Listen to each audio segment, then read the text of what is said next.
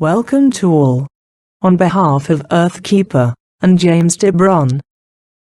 Earthkeeper 2018 Crystal Stargate videos are very pleased to share the following brilliant presentation from Dr. Daniel Condron.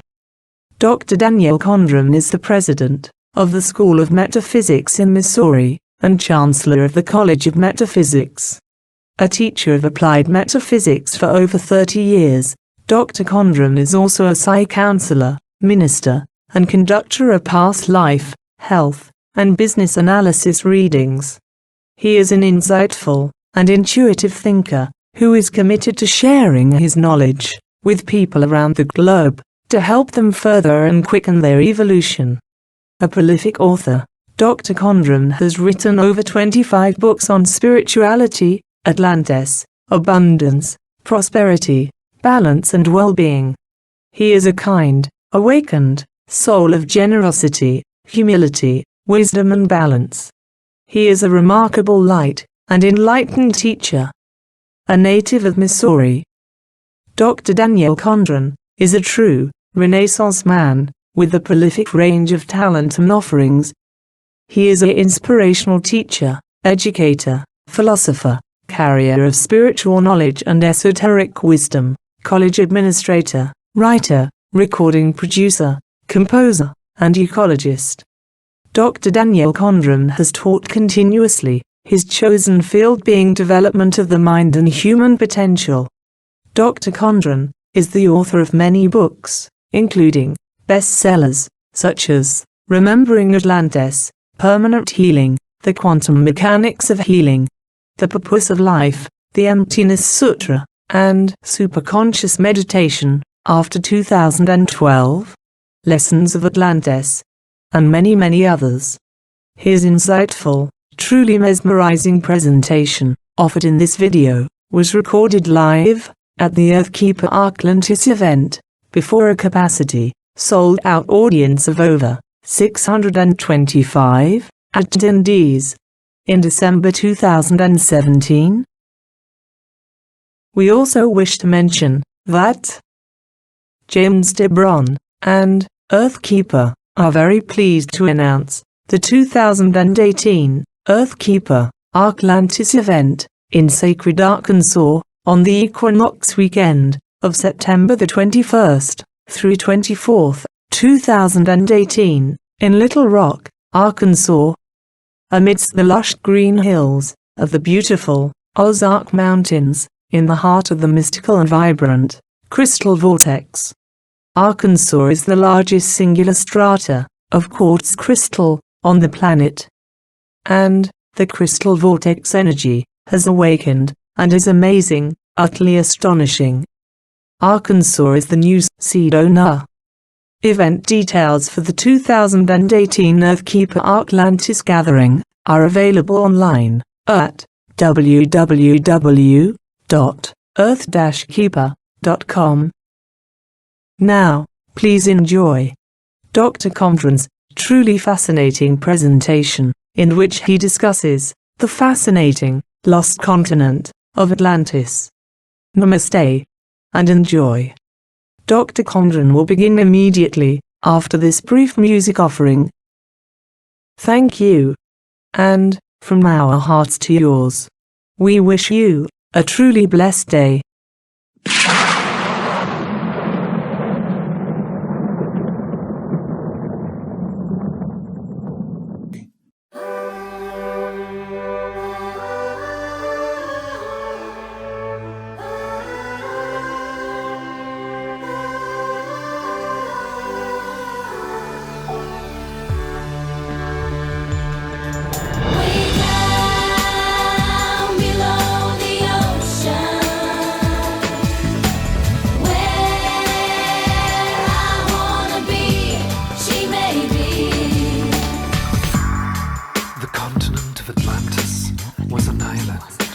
Which lay before the great flood, in the area we now call the Atlantic Ocean.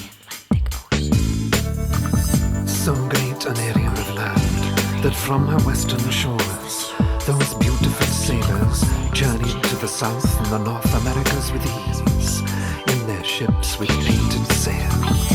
To the east, Africa was a neighbor, across a short strait of sea miles. The great Egyptian age is but a remnant of the Atlantean culture. Like a child who's running wild, sinking deeper down the line. I close my eyes to see the light. Way down below the ocean, where I wanna be, where she may be. Way down below the ocean, where I wanna be, where she may be. The antediluvian kings colonized the world. All the gods who played in the mythological dramas, in all legends from all lands, were from fair Atlantis. Knowing her fate, Atlantis sent out ships to all corners of the earth. On board were the 12, the poet, the physician, the farmer, the scientist, the magician, and the other so-called gods of our legends. Though gods they were, and as the elders of our time choose to remain blind, let us rejoice, sing, dance, and ring in the new age. Hail Atlantis! Like a child who's running wild, sinking deeper down the line. I close my eyes to see the light. Way down below the ocean, where I wanna be, where she may be. Way down below the ocean, way down, where I wanna be, she may be. Like a child who's running wild, sinking deeper down the line. I close my eyes to see the light. Way down below the ocean, where I wanna be, she may be. Way down below the ocean, where I wanna be, she may be. My antediluvian baby. I wanna see you someday. I wanna see you someday. Wake up, wake up, wake up, wake up, way down Below the ocean, ocean. where I wanna be, she may be.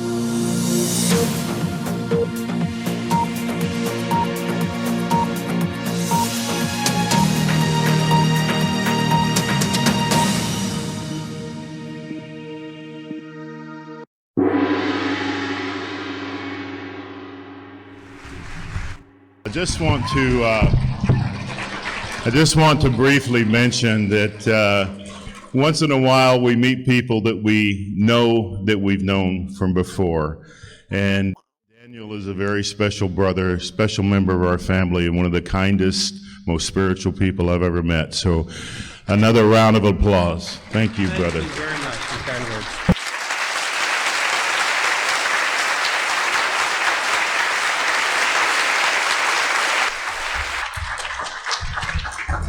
Thank you, everyone. My name is Daniel Condron. I'm the author of a book called Remembering Atlantis, one of the two authors, The History of the World. And I'm going to be speaking quite a bit about that book and the discoveries in that. I've been pursuing mind, consciousness, and being for about 40 years, and spoke here at Earthkeepers several times. And the last time I spoke here, that it was at this venue, I was listening to Tib talk about the 5 ogle crystals, and he says, and if you get one, you know, you kind of develop a relationship with it, and over time it gets really good and everything. And so I end up, bottom line was, I end up and holding one of these big 5 ogle crystals, and I was sitting in a lotus position, which is with both my legs crossed, and the first thing that happened is I went into a trance state, a energetic state, a altered state of consciousness. I could kind of see things out in front of me, but it was definitely power, pure power. And I was sitting there holding it for over a half hour, and one woman came up towards the end and said, "I want what you've got." And then Tib at the end said, "Oh, you've done this before," meaning I've worked with these in Atlantis before. So I just want to say that from direct experience, when he talks about these things, I've had direct experience, and they certainly work. So I'm going to be talking about quite a number of things, but connect with the crystal that Tib talks about a lot. There's a couple ways of, you know, you've heard a lot of speakers talk about how, archaeologists talk about how they've made these digs or explored these areas and showed you some great slides, and I love to watch them. And there's another way to investigate these types of things, and that's with intuitive reports, or readings, we might call them. And over the past 40 years, I've conducted over 20,000 past life and health readings from the Akashic Records. So I'll get to explain that. And those are recorded, and many of them are transcribed. They're all on, most of them are on CDs. Some of them are in the process of being transferred from cassette to CDs. But a little bit about my history. I attended college at the University of Missouri, majored in agricultural economics. I decided to go for a master's degree, and then I thought, well, maybe I'll go for a PhD. But by the time I finished my coursework for my master's, I was just burned out on that type of study. So after the last test of my last finals for my coursework, I walked out of the test, walked to the student union about a half a block away, stood out on the campus, and the voice from on high said to me, "I've learned everything I can learn here." So that, and then I just intuitively walked over to the university library looking for something, walked through their aisles with their hundreds of thousands of books, and came across a little book on numerology. Took it home, read it that night, 120 pages, and I thought, wow, in 5 years I learned more in one night about myself, figuring out what my name meant and my birth date and everything, constants. I learned more about myself in one night than I learned in 5 years studying here. So I realized that's what I wanted to study, was myself then at that point. So I still had my thesis to do for my master's degree. So my specialization for my master's degree in agricultural economics was international agriculture development. So my professor got me a project to go to Peru, South America. So basically I got a 4-month paid vacation to do this research there. And while I was there, I took off 10 days and went to, some of you recognize this is Machu Picchu. I went to Cusco and Machu Picchu, Sacsayhuaman, Tiwanaku. Many of these slides that have been shown here, that they've been shown to you, I've been there, and I was there 40 years ago, I guess, 35 years ago. Anyway, I explored all these places, but the most interesting thing that happened to me there while I was there was one night after I'd visited these places, I was laying in bed and just about gone to sleep, or in between sleep state, just barely asleep, and a big vibration comes out of my chest, a big golden ball of light, and golden pinkish ball of light, and whoosh, and I'm up on the ceiling looking down at my physical body. So that told me something new about myself. I'd tried a few little astral projection techniques, but this was something new to me. And there I was in Peru. I kind of knew the language enough to read and write it and to get along okay, but not fluent, so there really wasn't anybody I could talk to about this experience. And I had many other experiences while I was there in Peru too that changed me. You know, when you know that you exist outside the physical body and it's from direct experience, it changes you. You hear about these people that were on the operating table and they die on the operating table, go down go towards the light, down a tunnel, and they come back then and told they need to come back, and they're changed forever. Some of them write books about them. Well, I didn't need to die to experience out-of-body experience. So, but nonetheless, I'm changed just as much. So, next I want to give you a little idea of some of my awarenesses, or of how mind and consciousness functions and works, and that'll give you a little bit perspective of where I'm coming from. So we have light, which we're all created from light, and then I am, which each one of us are individualized units of light. So there at the top is superconsciousness, and then subconscious, and then conscious. And the conscious mind is where we exist with our physical body and our physical brain. And the subconscious mind is where we reside between lifetimes as soul. And then the superconscious mind is also the place of dreams. When we retrieve dreams and dreaming, I spoke at the International Association of the Study of Dreams, and I've given presentations about how dreaming work and dream work. And these dreams come from the subconscious mind. And then superconscious mind is that blueprint for us to become creators, become enlightened, become illuminated, fully realized beings.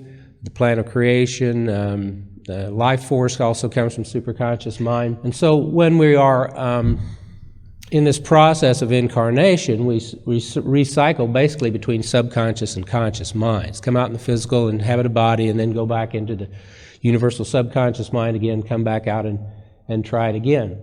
The ideal or goal, as I see it, is then to get off that wheel of rebirth and karma and enter into superconscious mind permanently, and then I am in light and beyond to the absolute. So this is the goal or focus that I've had for 40 years, and the out-of-body experience and the numerology and things were just indicators of what was to come.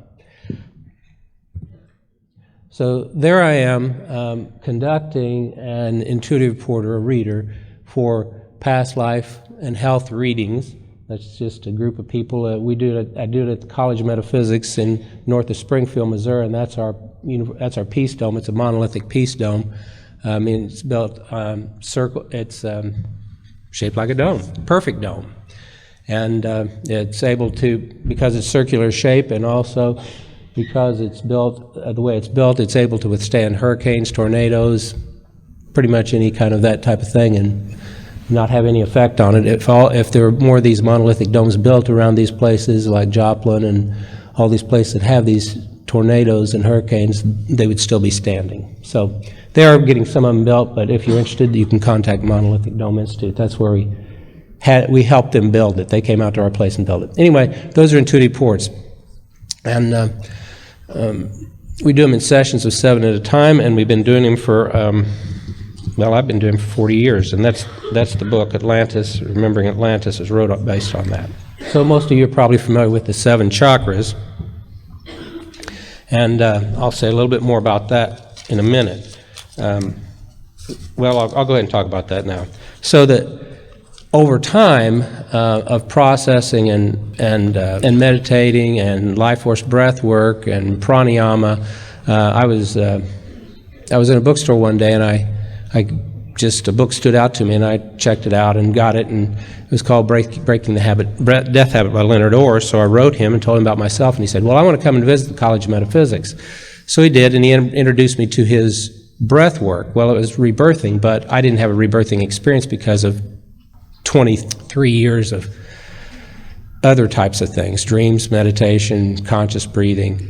What I did in 3 sessions was, and I'd also practiced with the Kundalini, and I'd practiced visualizing the chakras. What I did then, after 23 years, was in 3 sessions of this, breathe through and open those 7 chakras. With the heart chakra, I experienced bliss and divine love, and with the crown chakra, I experienced bliss. So I guess I'm saying that because I want to explain to you how as one opens consciousness, then new insights come to a person. So after and in having these things going concurrently, I was conducting these past life and health readings and raising consciousness at the same time. The idea occurred to just do a book just on intuitive knowledge from these types of readings about Atlantis. And so here's some of the information that came from that. The question was posed, well, who populated the Earth, or who brought about the civilizations on Earth, something to that effect. And the answer is there's 4 groups. The Centaurus, which came from Alpha Centauri, they had the dense bodies. The Syrians from Sirius, which some of the speakers have referred to earlier, they had energetic body, and they were the most enduring, third cycle Atlantis. They were the ones that brought about the Egyptian civilization, as well as the Mayan civilization. The third group is the Beldane from Orion, and they were energetic body, and they were the ones that brought about what we commonly refer to as Atlantis. And in the fourth cycle, it was an island in the Atlantic Ocean. And the fourth group was the Xena, Xena, from the Pleiades, and they had no form at all, and they're the ones that seeded the planet with life. And we found out that the Beldane and Syrians built many of the pyramids around the world. The pyramids, particularly the Great Pyramid in Giza, was built for the stabilization of the Earth, but all of the other ones were helping in stabilization too, because in earlier times, during the last part of the Lemurian cycle in the first part of Atlantis, is when the moon came out of the Pacific Ocean, and so that created an instability in the Earth. And this is what caused continental drift, because the continents are moving to that area where the moon pulled out in the Pacific, and that's why there's not near as much land areas in the southern hemisphere, and there's such a big ocean in the Pacific Ocean. The Sphinx, the Great Pyramid, and to a lesser extent other pyramids were built to stabilize the Earth after the moon was thrown off from the Earth and to raise consciousness. The moon came out of the area now known as Pacific Ocean. Then we asked about, well, what was the method of building the Great Pyramid? It was energetic manifestation, and this means molecular construction. This pyramid and the Sphinx were used to transmit and receive intelligence and energy from the home planet. So these places like Stonehenge, there was one in the Pacific Ocean, that were portals, so that originally, and in Egypt, it was between the Sphinx and the Great Pyramid, so that they could actually transmit information and actually transmit physical beings and substance too at one time. And we found out that the Sphinx is older than the Great Pyramid. The Sphinx was a stabilization, communication, energy connection between Earth and the mother planet in Sirius. And so there's Canis Major and Canis Minor. And the hope of the Syrians was that someday evolving humanity would again be able to use the Sphinx for communication. The Sphinx was a receptor and sender as well. People were the energy of the Sphinx, and the Sphinx enabled teleportation from the mother planet Sirius to Earth and back again. Egypt was a colony of Sirius. This is why the civilization appeared suddenly, full-blown. And the Syrians did not originally want to become entrapped in physical bodies and set up that cycle of reincarnation and rebirth, and that's why they did the mummy thing, the embalming, so that they could reuse bodies. And at the end, when they left to return to their planet, some of them stayed, and the ones that stayed then continued the process of stabilizing the Earth and working with the civilization. And they became then part of the process of the developing of modern human beings. We asked, why do present-day humans have little body hair while most mammals have a lot of body hair? And the answer was, most of the land mammals are indigenous to the planet itself, whereas Homo sapiens are from the experimentation that occurred in an attempt to imitate in order to create a sustainable matter human form. So they're similar, but there's differences. And one of the major differences is animals are carbon-based. Homo sapiens are attempting to transform to crystal-based. Collective connected consciousness is causing this shift to crystal.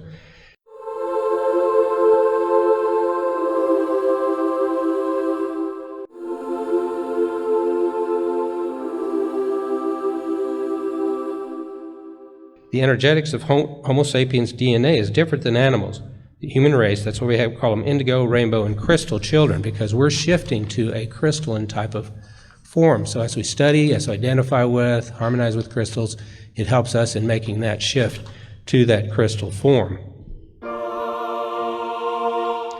And this was interesting because this book was written before 2012, so I asked about that, and I said, well, what is the meaning of the Mayan calendars? The calendars that are known openly are those that deal with matter and the expression of matter to a point of completion.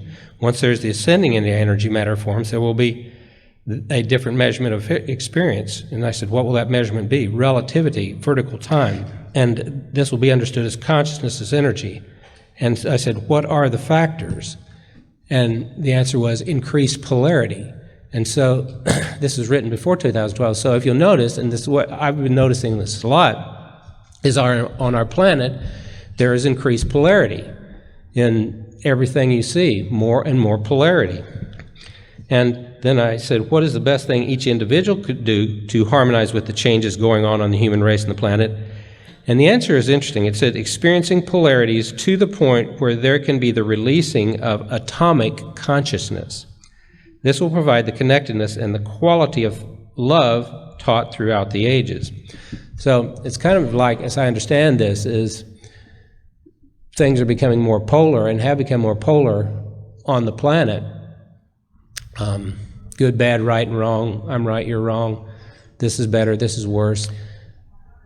And we can experience this that way, or we can experience this as, this is a stimulus for me to let go of the polarities in my own consciousness and attain neutrality. I think of someone like the Buddha, who, wherever he went, he had a certain consciousness that he had achieved, and he maintained that wherever he went. So that is the stimulus that I see for this. It seems to me that at first I thought after 2012 everything would be different, and when it wasn't, I thought, this is interesting.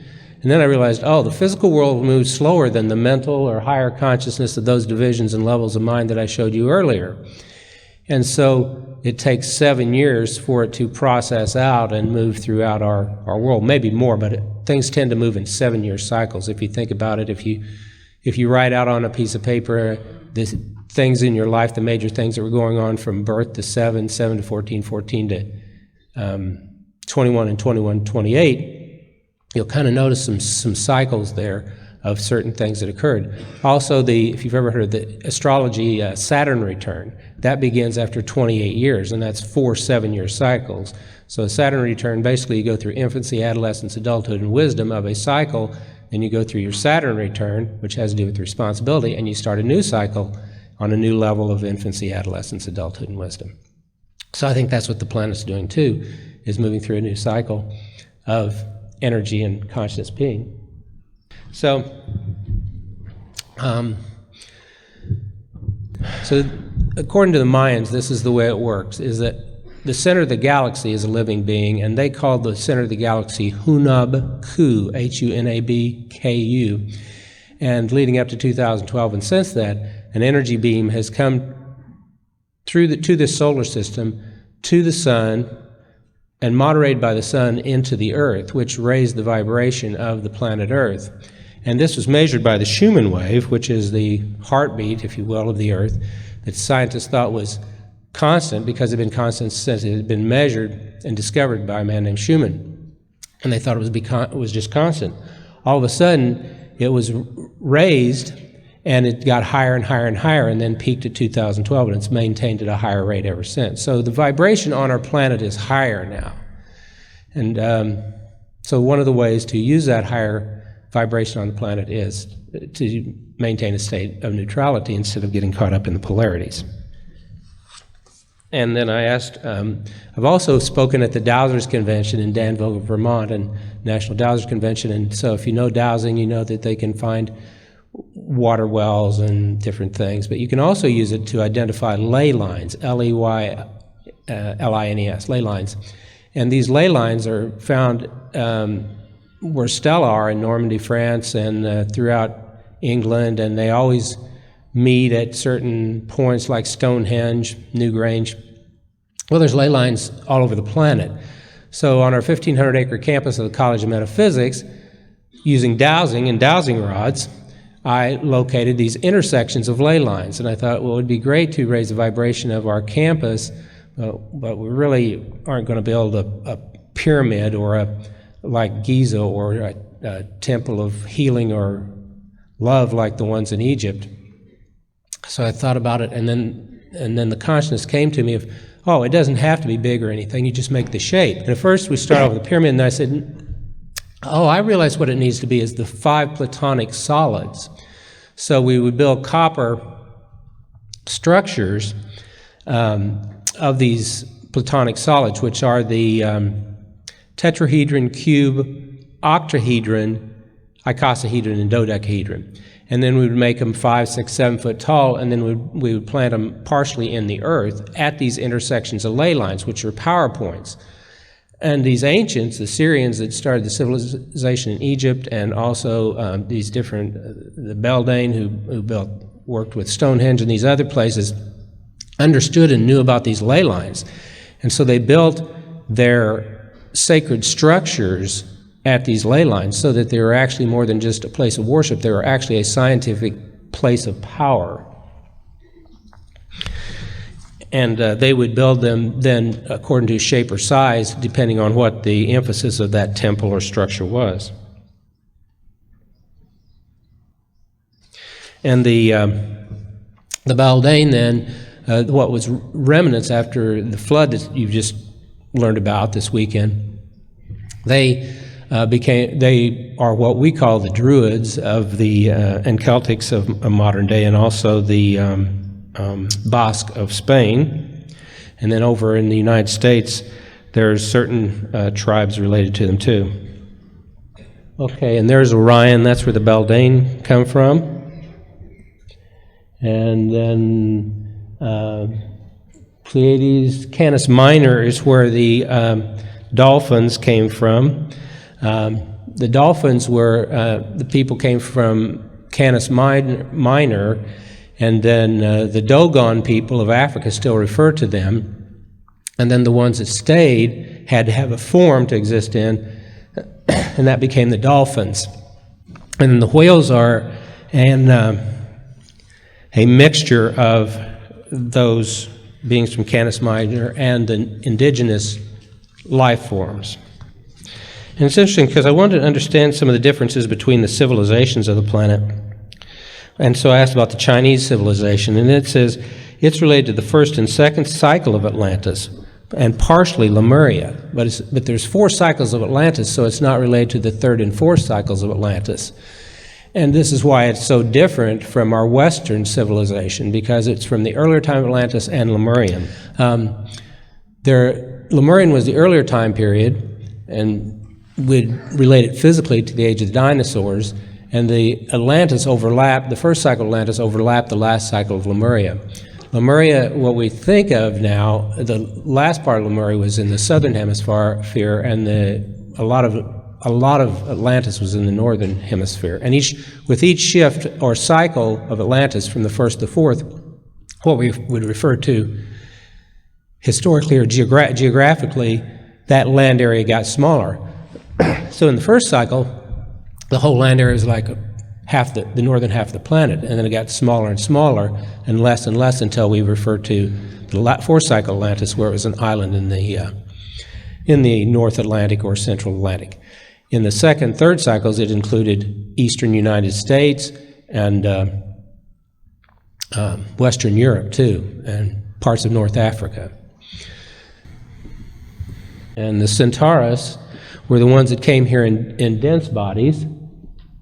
See how this works? Yeah, you can kind of see that now. Okay. And they came from Alpha Centauri, and there was a portal in the Pacific that's no longer there, but they came there, and what we discovered from our research was the Aborigines of Australia are descendants of those Centaurus, and so they seem to be different to some degree than other peoples on the planet, and this explained to some degree why that is so.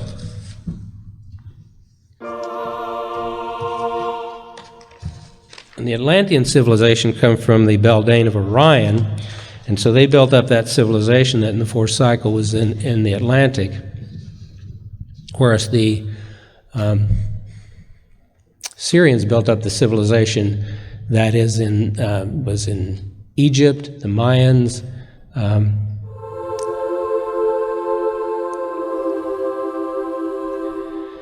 And then so we asked other questions. Who started the earth grid? The Syrians started the earth grid to stabilize the earth. The human beings are evolving to a manifestation of spirit, which is energy, which is fluid in its manifestation, less tied to energy. We are evolving to a crystalline structure. What was initiated at the time of Atlantis is now occurring. The crystalline has always been a part of our energetic structure of our DNA since the time of Atlantis. The recontact is now occurring with the Xena of the Pleiades. The octopus and whale are descendants of Lemurian time periods. The nautilus, the shape of the nautilus, is the key to the creative form. The flower of life is the receptive form. Minoan civilization, Crete, which was referred to earlier by the speaker, we also found out that it's much, much older. The date we got it even goes back to 25,000 BC. And this is the dates, when you go back that far, we discovered are somewhat difficult to say exactly how many years ago it was when you get much past 10, 12,000 BC. And this is because the day length and the year length of the planet were different then.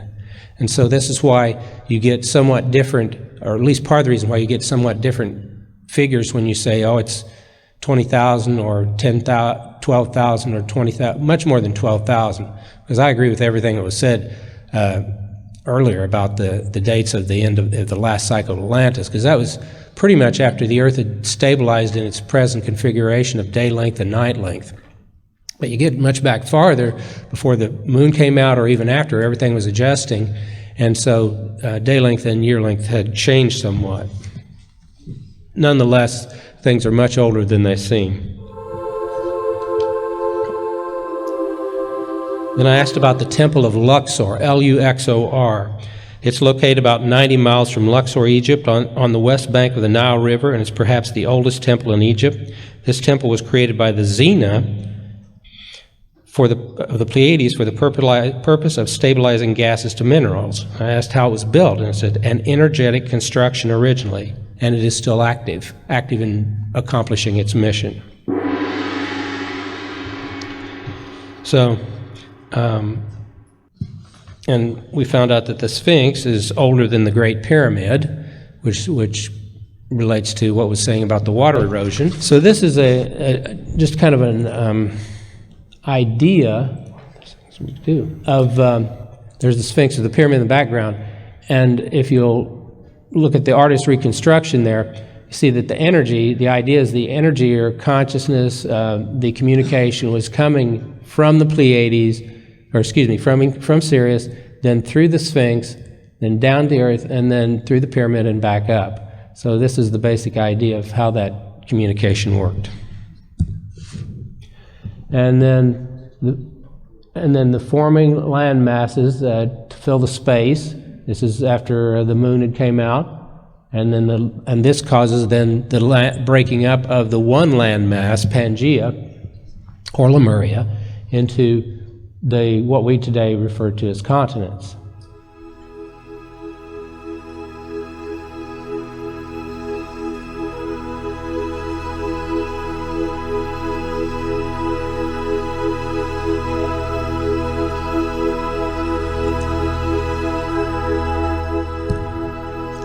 And then these are the sacred geometric forms on the left there, on the lower left in the figure, the tetrahedron, which is basically two pyramids, one joined at the base, one pointing down, one pointing up. The octahedron, the cube, or the octahedron's that. The tetrahedron is like a three-sided pyramid.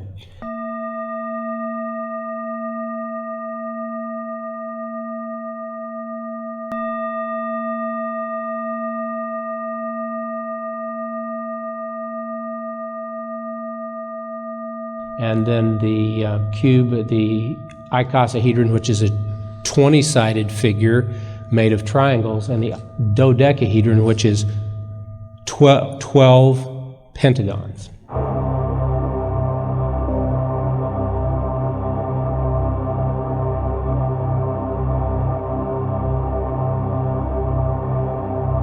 and they form the basis of life. Even if you look at molecules and organic molecules, you'll see some of these sacred geometric forms. They're called Platonic solids because Plato, that's the earliest record we have in the Western world of these things, just like the earliest record we have in the Western world is of Plato talking about Atlantis.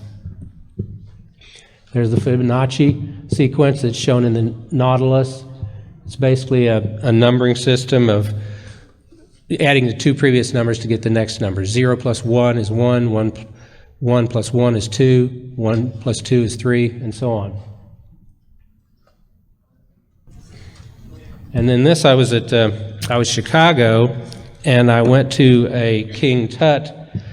They had it on exhibit at the Chicago museum there, and I picked this up in the gift store. It was a replica of a statue that they found in Egypt, ancient Egypt. It's called Amarna Princess, and I took the picture from 4 different angles so you can see what this looks like. And you can see the skull is different than most people's, a lot different. And so we asked about this,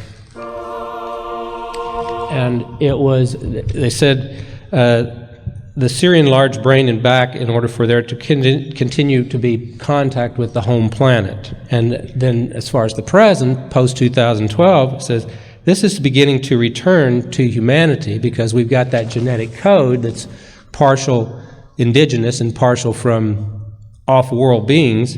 This is beginning to return in increased brain activity. The skull is becoming bigger, the electrical impulses of the brain are becoming quickened. And so you'll hear scientists say, well, this was just a symbolic representation of what they were like or anything, but I think that's the way they were, and that's the reason why. So they wanted to maintain this kind of contact with the home planet, so they tried not to interbreed or cross with the native population. And so if you'll notice, if you've ever noticed a genealogy lineage of these Egyptian royal families, you notice this as the history goes on and they get closer and closer to the final dynasties. They inbreed more and more until the pharaoh and the wife of the pharaoh is his sister and so on. And that's because they wanted to maintain this pure line where they could have this body type that was off-world so they could do the connect with the home planet and return if they wanted to. So there's a modern map showing how the continents are now, and of course in the North Atlantic there, that's where the last cycle of Atlantis was. This is our College of Metaphysics, and where we've planted and built some of these sacred geometric forms, Platonic solids. 2 of them you can see pretty good. The other one's on the other side of the people standing with their back to you. The one at the upper left is a dodecahedron. Part of it's planted below the ground, and it is at the intersections of ley lines there, which enhances the energy and quality of that whole area, as well as aiding Mother Earth. It's like acupuncture to Mother Earth, only better. And this, the one on the right, is a octahedron, and there's just as much below ground as there is above ground. So it's 4-sided above, 4-sided below. And and then the third one, which the people are looking at, is a tetrahedron. And so we planted these all over the campus, every place that we could, and we also planted the other 2 forms, cube and the icosahedron, every place that we could find the intersections of ley lines. The way you do that is you get the 2 dowsing rods, which are copper, shaped like L's. You can use clothes hangers if you want to, but copper works really good. And then you state your intention to find the ley lines, and then you hold them out like this, and then you walk until they cross. And you can do the same thing for finding water if you're looking for a water well, and that's how it originally got started, I think, mostly. But when you state your intention, then your system sets up to do whatever you want to find. And so our system was for finding ley lines. And so once you find the ley line, then you walk the ley line until you find the intersection. Or you can find two ley lines that are going 2 different ways and then find out where they intersect. So this is the process of how we did that. And then through dowsing and intuition, we asked which of these forms would be best to be planted at these sites. the College of Metaphysics it's north of Springfield, Missouri. Springfield, Missouri is located about a 4 to 5 hour drive north of here on Highway 65, and then it's about an hour north of that. It's not in a city because it's 1,500 acres, so it's located north of that. The address is Windyville, Missouri, but that's just a little dot on the road. By the way, there's a springs there. It's called Bennett Springs, and it's a state park now, about 4 or 5 miles away. Just thousands of gallons come up of water out of the ground every minute. Those are a couple of books I wrote. I've got my books back on the table there. I've written over 20 books over the last 30 years or so. I want to mention this Emptiness Sutra because for 3 years I taught a still mind, open-eyed meditation where we would sit in open-eyed meditation for 2 hours straight. And at the end, I would say to everybody in the class, go ahead and write down your notes or your experience if you remember anything. And then at one class, I felt the urge to write. So I was writing, and then I looked up and everybody's done writing. And I said, okay, let's go to lunch. But during lunch, I felt the urge to write more, so I stepped out and write more. And so this book, The Emptiness Sutra, is the download I got from that. So from sitting in still mind meditation, my mind became empty, and that's what came to me then. So what happened was I'd been meditating for close to 25, 30 years by that time, and had opened these chakras and chakras beyond these. And bottom line was I had been practicing concentration exercises, and you know how the mind can be unruly and undisciplined, and after a quarter of a century of this, I was kind of fed up with it. And so I went to the Peace Dome one night and said, I'm going to stay here until my mind is still finally. And in the early mornings hours, my mind became still. And so from then on, I could teach still mind and could cause it at will. And that means a space without thoughts. So that's when I started teaching that class, and that's when the Emptiness Sutra. And then shortly after that, this other book came out of me over a period of about 3 days called Still Mind, Present Moment, Open Heart. I've taken 3 trips to India. On the first trip, I'd visited a lot of sacred places, Babaji Ashram in Harakan, northern India in the Himalayas. While I was there, I was at the fire temple, and as they were doing the chanting, I felt my chakras being purified and saw them being purified, each 7. And then I went to another place a little bit farther south in India called Sariska Tiger Preserve, and it was there that I opened an 8th and 9th chakras with intuitive breathing and experienced ecstasy, golden light, heaven, and thought I was enlightened. And I was, for temporarily. But what I didn't realize is those things kind of tend to fade over time. You go up, and it's like a peak experience. You go up and you come down over time, but you never come down quite as low as you were before. And so that was in 2006. So the last 10 years I've been attempting to gradually build that up to what was temporary to be permanent. Somehow the Buddha was able to gain his enlightenment and hold it forever, and I don't quite know how he was able to do that, but maybe it's because he's in India, or maybe it's just because he's the Buddha. But it's a process, and it can be done, and there are certain stimuluses that happen. And I went through the whole thing with doing miraculous healings and Shaktipat in that with people, and that kind of faded over time, because that is a step, and people are impressed with that, and it is exciting, but it's not what the full enlightenment is. It's a step on towards that. So that's what I'm in the process of working towards now, and that's my little book, Permanent Healing, that I wrote 20 years ago, that's been through about five printings. And if you know Norman Shealy, the great holistic medical doctor in Springfield, he wrote this little. There's over 500 diseases and the attitudes that cause them, and suggestions for healing it. And so that's been my journey, and I think that's my connection with the earth, and I'm in the process right now of learning the higher consciousness I experience. I'm learning to ground it, because well, I'm an air sign, Aquarius sun sign, so that's an air sign. So I need to be grounded, and so So I found out, it's nice to get this higher, but you got to bring it down to earth, or what good is it? So that's my process right now. I was in the last few months. Then there's two. Let me see if I can go backwards here. If I got a couple minutes yet, if I got just a couple minutes, let's see this mind triangle. So I showed you the Kundalini, the chakras, and the idea is that the energy goes up with Kundalini through the chakras to the 7. But then, if you could think of a mind triangle going, this is really weak, going like just the opposite, like a Star of David, well, that's where bringing the energy back down and grounding it in the physical. So that's what I've been, the triangle was me going up, and now it flips and goes the other way and brings the energy down. And the two working together works really good. So I've had an experience of golden light coming down one time, and an experience of silver light coming down. And then I had an experience of red light coming down through my body and out into the world. And I thought, why red light? That's just the root chakra, I thought, I need to be grounded in the physical world. That's why that red light's coming out.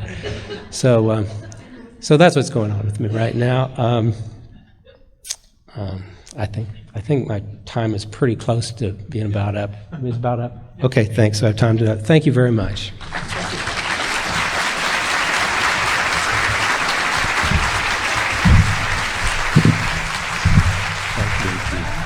So another round of applause for Daniel.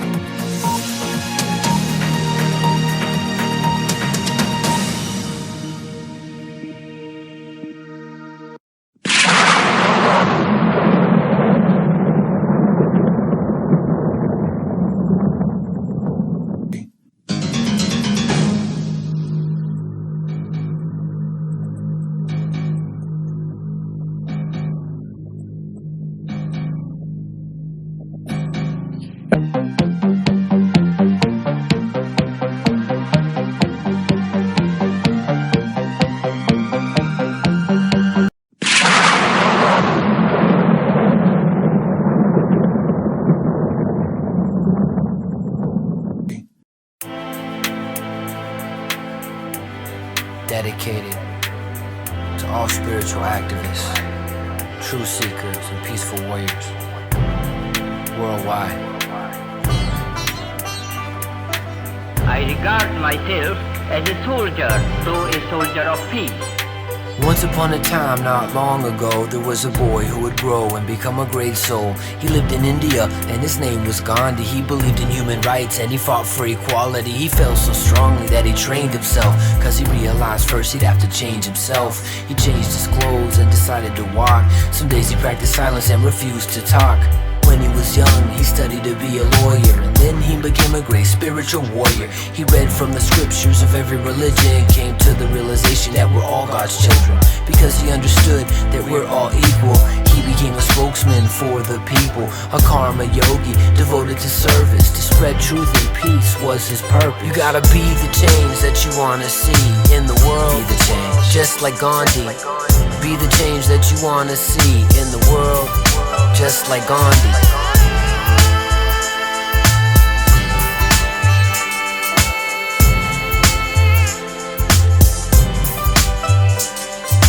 Gandhi dedicated his life to the cause, even when it meant breaking unjust laws. He often faced prison and incarceration, but that only strengthened his determination. He said he would make every sacrifice, but that he would never kill or take a life. He used his heart instead of his fist, and he taught non-violence as the way to resist. A peaceful soldier who used his mind to fight for the rights of humankind, but not just people, animals too. In his basic teaching, God is truth. He joined Muslims, Sikhs, and Hindus, Christians, Buddhists, Jains, and Jews. All the many paths that lead into the light that shines bright inside of me and you. You gotta be the change that you wanna see in the world. Be the change, just like Gandhi. Be the change that you wanna see in the world, just like Gandhi. Be the change that you you wanna see in the world. Be the change, just like Gandhi.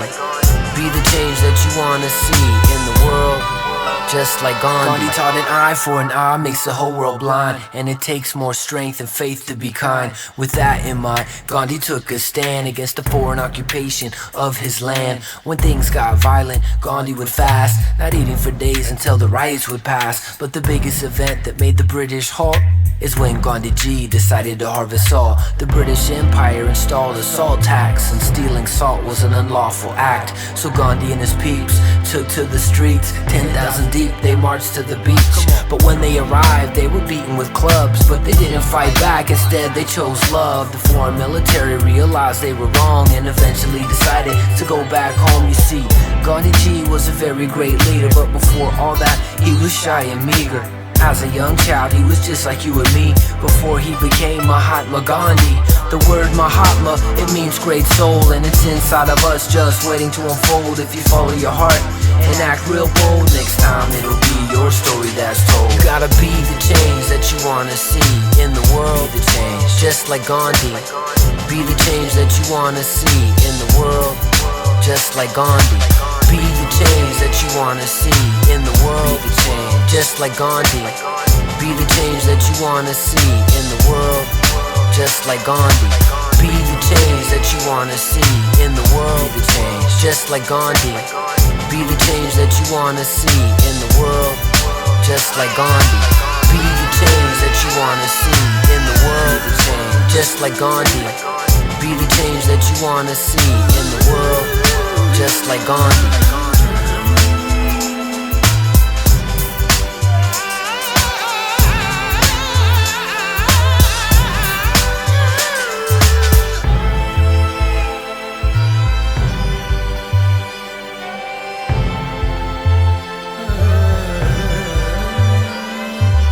I regard myself as a soldier, though a soldier of peace.